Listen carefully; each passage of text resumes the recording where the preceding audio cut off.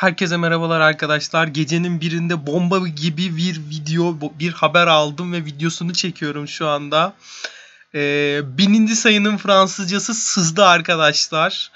Ve İngilizce çevirisi şu an çıkmadı henüz ama İngilizce bir özet yazıldı şu anda Reddit üzerinde spoiler olarak. Ben de o özeti şu an sizlere canlı hemen gecenin birinde, tabi yayın açamıyorum YouTube üzerinden biliyorsunuz ama hemencecik çevirip atacağım. Videomu beğenirseniz like atmayı, kanalımı beğenirseniz abone olmayı lütfen unutmayın. 1000 abone olmaya çalışıyorum. Bildiğiniz üzere 900 abonede ikinci bir çekiliş yapacağız. Arkadaşlar hemen şeye geçiyorum. Chapter'a geçiyorum. Hemencecik özeti konuşalım arkadaşlar. Tam size gözükmüyor ama böyle. Şöyle yapmam lazım galiba. Şöyle olunca gözüküyor galiba. Aynen gözüküyor şu an. Tam ekran yapınca tam gözükmüyor size. Tam ekran ayarlarıyla ayarlamadığım için. Sayının İngilizcesi Salı günü gelecek deniyor. 3 tane ikili 17 sayfaymış totalde. Redon tarafından yazılan detaylı özet. Redon demiş ki bu yıllar boyunca yazdığım özetler arasında en özeli demiş. Ve sayının adı daha önce duyurduğumuz gibi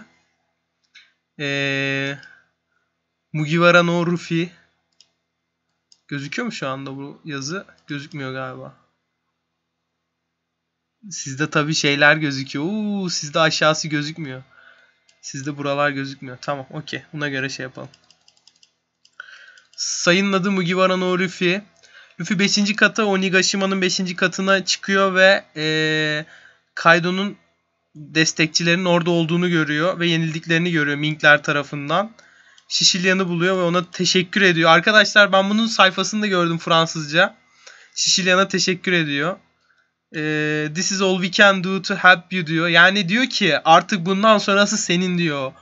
Yani iş bundan sonra Luffy'ye kaldı arkadaşlar. Çok heyecanlı buralar. Gerçekten çok hoşuma gitti yani buralar nedense. Luffy okey diyor. Sizin Raizo'yu korumak için nasıl hayatlarınızı hiçe saydığınızı hatırlıyorum diyor.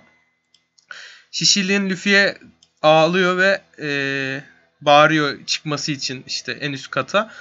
En üst kattaki görüntüleri gördüm bu arada Fransızca mangadan arkadaşlar. Linki de paylaşırız bir şekilde, yani linke de ulaşırsınız Reddit üzerinden paylaşmasak bile. Gerçekten bir cam pazarı var yukarıda. Fotoğraflara bakarsanız. Üst kata çıkıyor bir anda sayı. Size şurada gözükmüyor tabi. Üst kata çıkıyor sayı. Queen ve King'in Marco'yu durdurmak üzere olduğunu görüyoruz. Durdurmaya çalıştığını görüyoruz. Queen ensesini böyle streçliyor ve açıyor, geriyor. Neyse işte. Inspector Gadget gibi diyor. Marco'ya saldırmak için. Cyborg ya da öyle bir şey diyor. Şey için. Queen için. Ama Marco anka formunda ve King ve Queen'i kilitliyor kanatlarıyla ve Zoro'yu fırlatıyor. Zoro burada bir şey oluyor böyle. Lan beni niye fırlattın tarzı bir tepkisi var. Bunu da ben söyleyeyim. Şeyde gördüm çünkü sayıda gördüm. Yamato'ya dönüyoruz. Oden'in journal'ını Oden Castle'ı yandığı gün o gün aldığını söylüyor. Birisi korumuş diyor bu şeyden diyor. Kaleden diyor muhtemelen. Ona vereceğini söylüyor Momonosuke'ye bu journal'ı. Allah, nerelere atladık ya. Ben daha okumadım ha oraları. Yamato, sen Shirohige'nin gemisinde doğdun ve Roger'ın gemisinde zaman geçirdin değil mi diyor. Ace'le konuşmasın. Yo, Ace. Ya Momonosuke'ye mi diyor? Momonosuke'ye diyor. Onlar bana şey demişti diyor. 20 yıl içerisinde diyor. Gelecekte diyor. Yeni bir jenerasyondan güçlü insanlar gelecek yeni dünyaya. Ve bu gelecek şu an diyor. Ben onun Ace olduğunu düşünmüştüm diyor. Onları şey yapacağını diyor. Ve Ace o öldüğünde diyor başka bir şey fark ettim diyor. Flashback yapıyor Ace ve Yamato'nun içtiği geceye, o oturup içtiği geceye.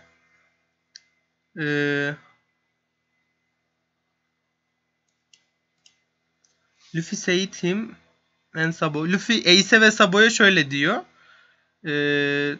Hayalini gerçekleştireceğini söylüyor. Ace panikliyor ve Yamato'ya onun söylediğine gülerse onu affetmeyeceğini söylüyor. Evet, gerçekten panikliyor bu arada fotoğrafı görünce. Cidden doğru ifadenin panik olduğuna katılıyorum. Ama Yamato ağlamaya başlıyor. Luffy'nin söylediği bu cümleleri duyduğunu söylüyor. Oha. Oha. Roger'ın Shirohige'ye yani Beyaz Sakal'a ve Oden'e dövüşlerinden söylediği cümlenin aynısı diyor. Ve Ace ve Sabo gerçekten inanıyorlar Luffy'nin yapabileceğine. Muhteşem bir şey var yalnız burada. Farkında mısınız bilmiyorum ama yani ne denir bilmiyorum. Muhteşem bir gönderme var yani. Tabii Mugiwara no Luffy olunca sayının adı. Yamato gülmeyeceğim diyor. Oden'in hikayesinde de muhteşem bir adam vardı. Aynı kelimeleri söyleyen diyor. Luffy'nin söylediği diyor. Ace de muhteşem bir adam mı? İyi kötü değil. Onunla içmek isterdim diyor. Yamato da ne yazık ki ölü diyor. Allah'ın babası.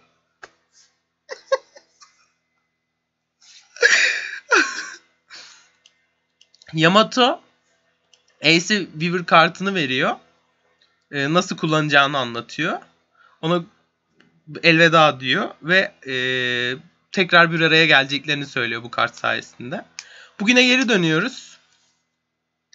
Şöyle gözüküyor mu diye bir bakayım. Bugüne döndüğümüzde Yamato Momonosuke'ye Ace'in Weaver kartının kaybolduğunu söylüyor bir gün. Ve Ace'in oğlu olduğunu ve kardeşinin de korsan olduğunu öğrendiğini söylüyor. Zaman sonra öğrendiğini söylüyor.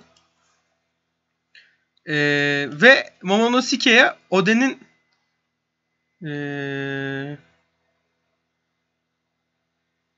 20 yıl sonraki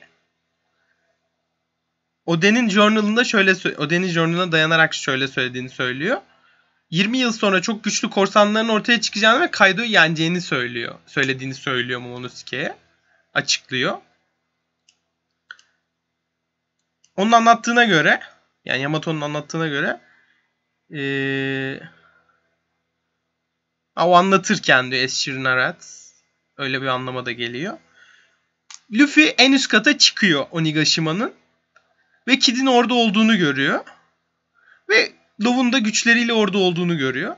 Luffy, Zoro, Kid, Killer ve Low'u Kaido'nun ve Big Mom'un karşısında böyle epik bir şekilde durduklarını görüyoruz. Gerçekten fotoğraflar da öyle. Veremiyorum fotoğrafları arkadaşlar. Ban yiyoruz, telif yiyoruz. O yüzden veremiyorum. Kusura bakmayın. Kaido Kaido Linlin'e şey diyor. Bu fare ne olmak istiyor diyor. Murat fare değildi de böyle yani küçümsüyor yani öyle bir ifade.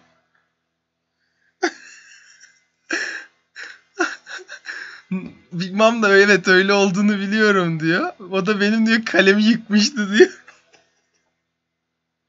Pervasız mı diyor insolun. Tam ne demek bilmiyorum bu arada. Luffy Kaido'ya doğru yürüyor. Kaido'yu geçiyor. Kaido ve Big Mom'u geçiyor onlara dikkatini göstermeden yani ilgilenmeden onlardan. Kinemon'un yanında diz çöküyor. Ve onun kanamış yani bayağı kanlar içerisinde ve yattığını görüyor. Arkadaşlar bu arada sayıya bakarsanız Fransızca sayının resimlerine bu özetlerle beraber gerçekten Kinemonların hepsinin kanlar içerisinde yerde yattığını görüyorsunuz. 9 kızılkın gerçekten berbat halde. Kimin öldüğü, kimin kaldığı belli değil. Hepsi yaralar içerisinde. Hepsi çok kötü bir durumda ve şunu görüyoruz. Hani diyorduk ya, Luffy'nin bir ciddiyete ihtiyacı var. Luffy bütün ciddiyetini takınmış bir halde onlara bakıyor. Ve çok sinirleniyor. Gerçekten Luffy'yi çok nadir böyle gördüğümüz anlardan biri yaşanıyor. Mugiwara no Luffy'nin hani o Nami'ye şapkasını taktığında bir gidişi vardı ya. Öyle bir gidişiyle böyle öyle bir bakıyor yani etrafa. Öyle bir ciddiyeti var yani. Çok ciddi bir şekilde ona eline alıyor. Kaido diyor ki hadi yüzümüze söyle ne olmak istiyordun diyor.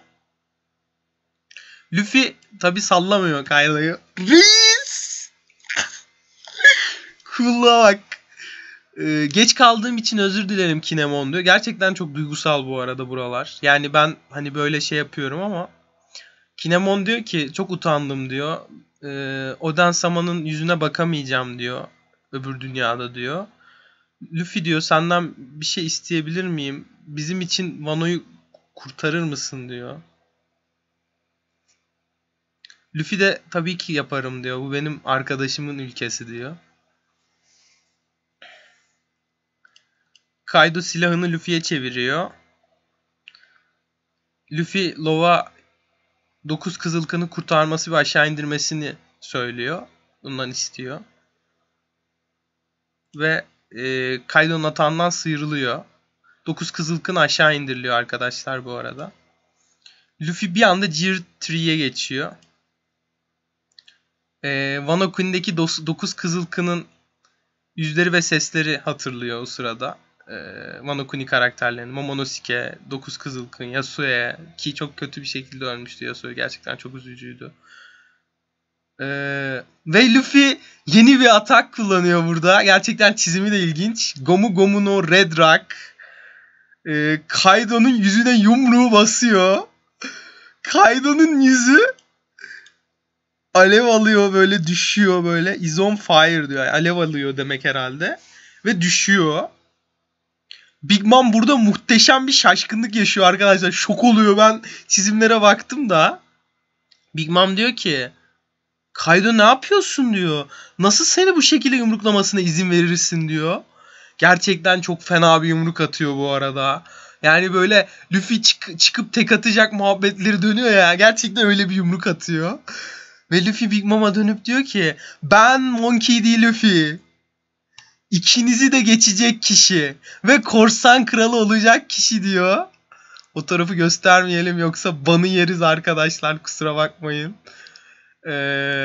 Ve bu şekilde sayının sonuna geliyoruz. 1000'li sayı bize sırlar açıklamadı. Bize yeni bir karakter de vermedi. Kesinlikle ama kesinlikle Eiichiro Oda ters köşe yaptı, bunu kabul etmek lazım.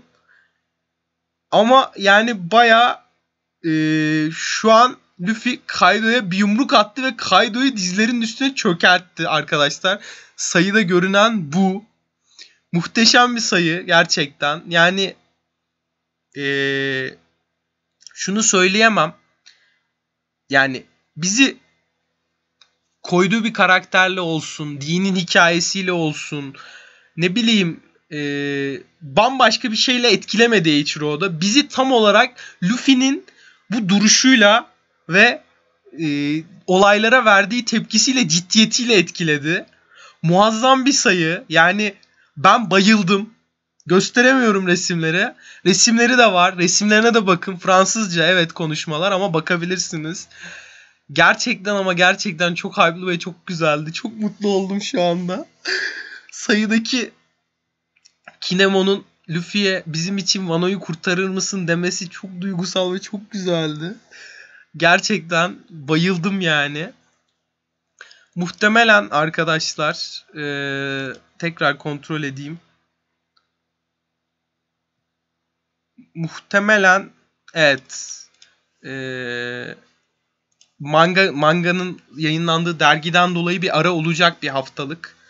Ve bu sayı official olarak yani hafta sonu falan çıkacak galiba. 4 Ocak'ta mı çıkacak? 4 Ocak'ta çıkacak. Yani uzunca bir süre One Piece'in güncel 1001. sayısı gelmeyecek. Yani 4'ünde çıksa 2 hafta koysak üstüne yani 18 Ocak'ta falan çıkacak ne yazık ki 1001. sayı.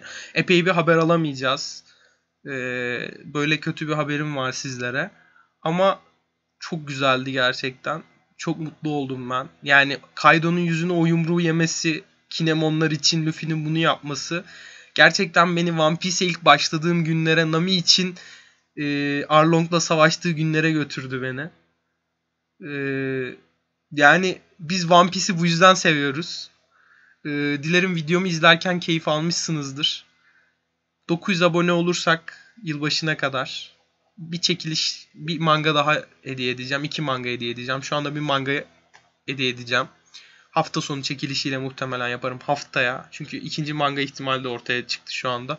Çok hızlı geçtik. Çok fazla abone kazandık bu dönemde. Çok teşekkür ediyorum ilginize de.